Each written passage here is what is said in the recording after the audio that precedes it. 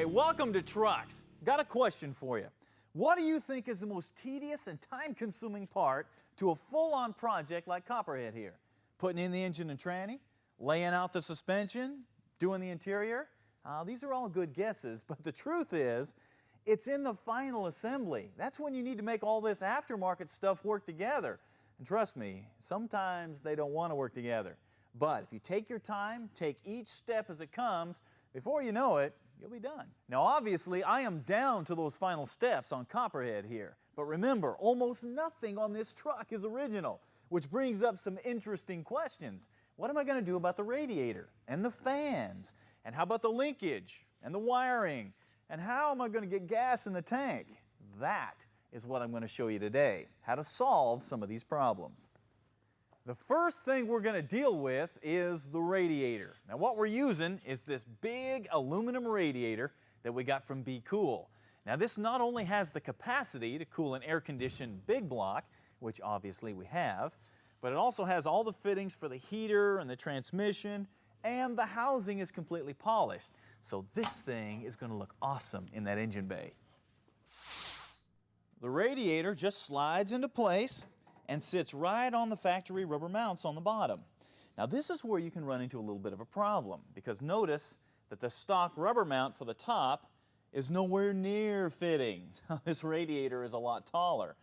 But if you pick up one of these universal pieces from Transdap, that can be made to fit real easily with just a little bit of tweaking. First, set it in place and mark and drill your holes.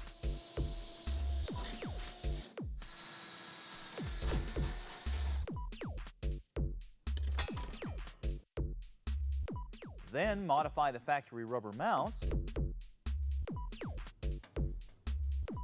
finally, bolt it in. Okay, for fans, I've got something that you're really going to like. This is a dual electric fan system from Old Air Products, made specifically for the 67 through 72 GM trucks. Now obviously it's got dual electric fans. Main fan runs all the time. Auxiliary fan comes on only when you need it. And everything is all wired up. You got your thermostat and your wiring and your relays. Basically all you do is plug in a couple of wires. Now the best part is this whole assembly slides right in place of your ugly stock fan shroud. Now that's really cool down here on the bottom, but since this radiator made us change these upper mounts, we're going to have to make this work.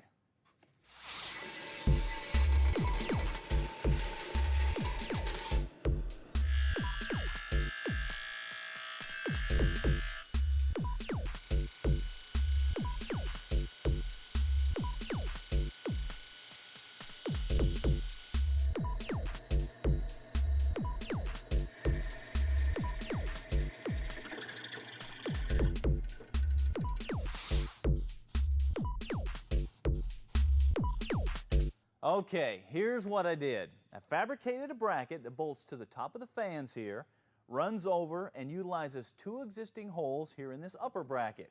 Simple, clean, and very strong. As you can see, it is not hard to fabricate pieces and make things work. It just takes a little time to decide where you want to go with it. All right, now, radiator hoses. Now obviously, we are not going to use stock rubber hoses on an engine like this. First of all, we'd never find anything that would fit properly. Second of all, it would look really bad on an engine this nice. No, this is more what we're looking for. Yeah. Unfortunately, you are not going to find something like this in a box and then just bolt it on. Nah, you need to make this. Here's how to do it. This is flexible stainless steel tubing that we got from Earl's Performance Plumbing, and it is specifically designed for custom making radiator hoses. Now all you do is cut it to the length that you need and then just bend it into whatever shape that you want. And then once that's done, all you do is put on the hose end that best fits your application.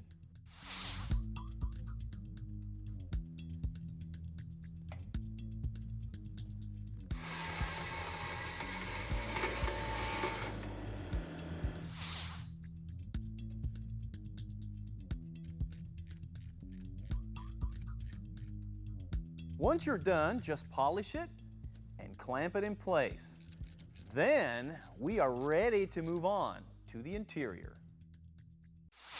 Now obviously, this interior is almost finished, but now is a good time to talk about door handles. This is what I'm going to be using. I got these from Billet Specialties, and they'll slide right onto the factory stub. Then we'll just cover it with the armrest. Now that is a nice look. Looks really good with the door panel and those window switches. Now, how about the gas pedal? Made a call to a little car, got this big chrome one. That's for those of us with a really heavy foot.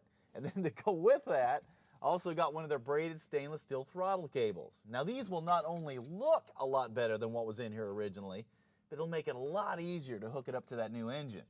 Now, what about this nitrous bottle? We're not just going to leave it out there in the open for everybody to see, are we? Ah, I saved the best for last.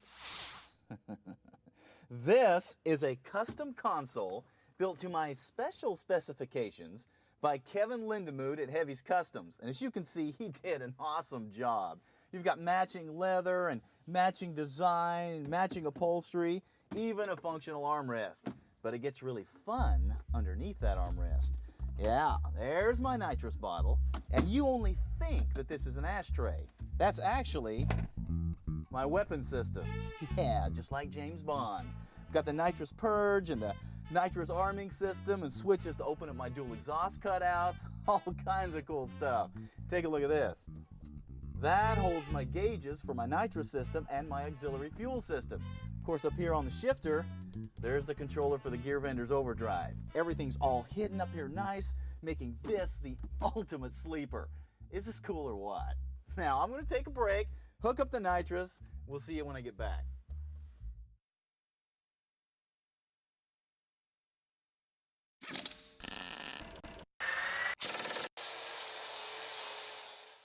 Hey, welcome back to Trucks. We are in the middle of one of the final shows of the buildup of Project Copperhead, a '67 Chevy truck that started out as a frame and a cab here in the shop. Now, I'm dealing with a lot of the questions that you guys have asked about the final details on this project. How am I going to hook it all up and make it work right? And one of the biggest things that people ask about is the fuel tank. Of course, that's because one of the first modifications that people want to do to an old truck is get that gas tank out of the cab and relocate it under the bed of the truck. Now, finding a gas tank to go under the bed, well, that's the easy part. Getting gas down to it, that doesn't come with any kit. You are on your own for that. But this is a slick way to do it. Now, this polished stainless steel tank that we got from Early Classic Enterprises fits up nicely between the frame rails and the cross members in the rear. The filler neck is centered right beneath one of the bed planks. So, first we'll just mark the location of the filler neck on the bottom of the plank. Then, remove the plank. Next, drill a small hole in the center of your mark. This is for the center of the filler neck.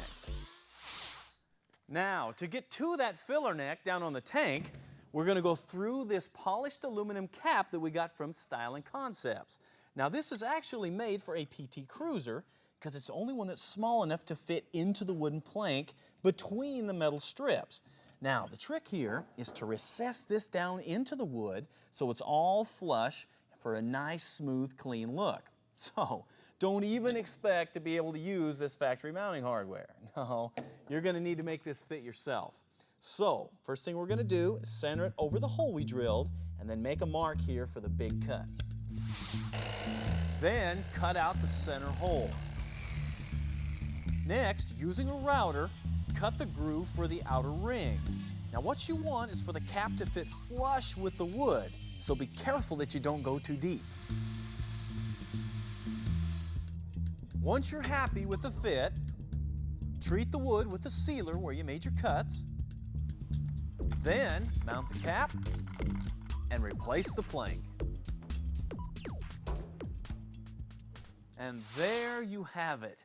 A slick little fuel door mounted down into the bed, and the polished aluminum matches the polished aluminum strips and the bed wood and the stainless hardware. Now, the best part is, because this is flush mounted, well, you can still use this bed to carry stuff if you want to. Yeah, right. Now, that takes care of the bed of Copperhead. Let's take one last look inside this interior. Now you can see how well this all came together. We started with a two-tone look in the door panels, carried it through into the seats and into the center console. Of course, all that sneaky performance stuff is well hidden in the console, waiting its turn. Of course, in the dash, we got performance gauges. Everything is accented with polished aluminum. Definitely a nice place to spend some seat time. Now, I've got one more thing to show you out front. You know, there comes a time in every project when that last piece has been put on and you can finally step back and take a look at what you've created. And for Copperhead, that time is now. This cowl induction hood was the last piece to put on to finish off the look of this truck. And man, what a truck. Remember though, this thing started out as just a frame, a cab, and a title. And the whole idea here was to show you what is involved in this kind of buildup. And if you take your time and don't get discouraged, well, even the roughest project will eventually turn into something that you can be proud of. Now, the big question, how does it run? Well, I'm not gonna tell you, I'm gonna show you, but not today. No, we're out of time. You have to wait just a little bit longer. But me, I don't have to.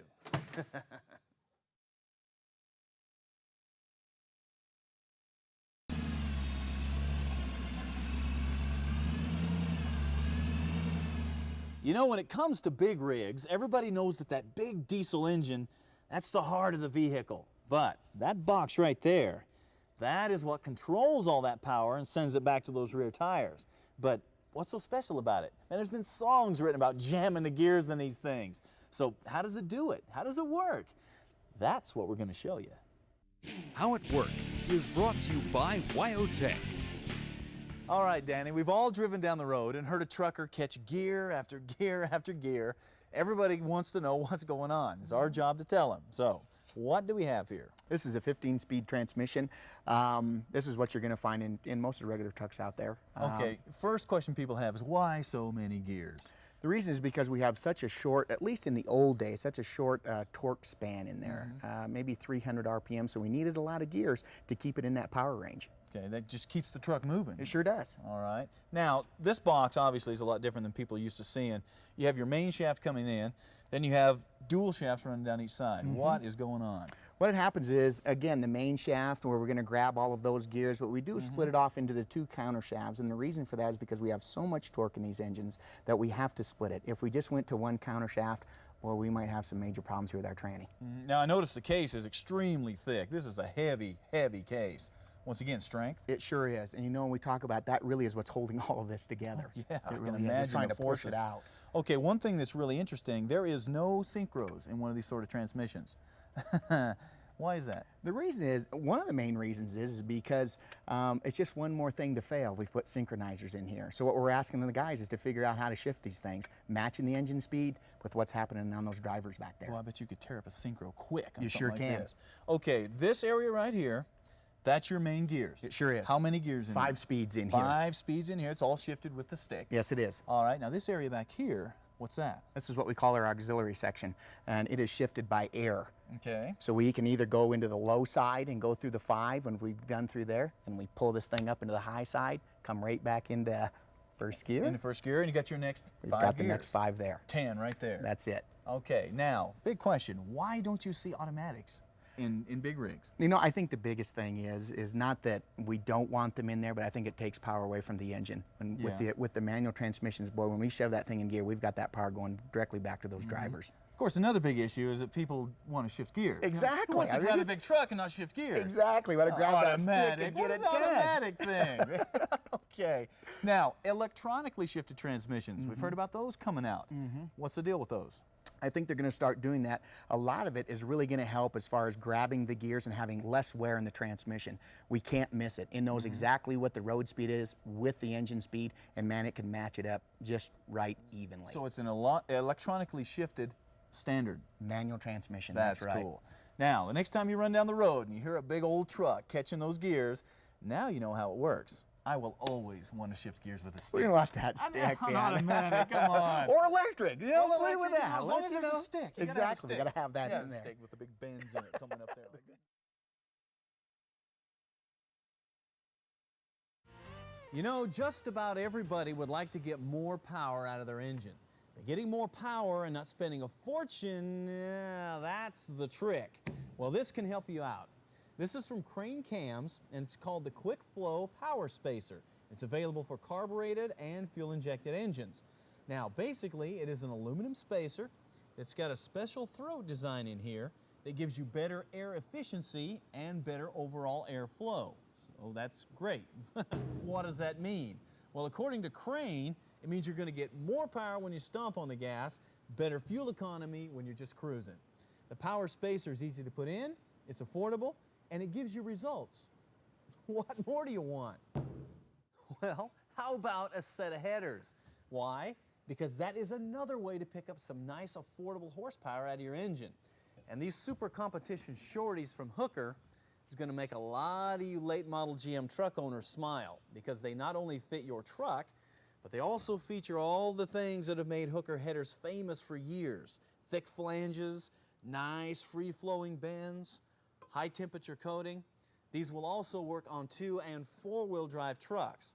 Now, on top of all that, they are emissions legal in all 50 states, which means you can put these on and actually still drive the truck. Finally, you have got an opportunity to get rid of those old, restrictive, nasty exhaust manifolds and get that engine breathing the way it should. If you're going to drive your truck a lot, it would be kind of cool to have a nice set of gauges to look at all the time, right? Right. Well, Stewart Warner has something that you need to take a look at. These are called the Power Series gauges, and they're designed to look very similar to what you would have seen in an old muscle car back in the 60s. You got the thin chrome bezel and flat glass, thin needle pointer, and of course, cool looking numbers. You can also get a different color accent to match your interior or your paint job. But these don't just look good. No, they perform too. The guts are all state-of-the-art Stewart Warner technology, which means they are very accurate, which of course is what you want in a custom set of gauges. Now, to go with this, you also get all the sending units and hardware to put these in and make them work. So if you get some serious power rumbling under your hood, Power Series gauges can help you keep an eye on it.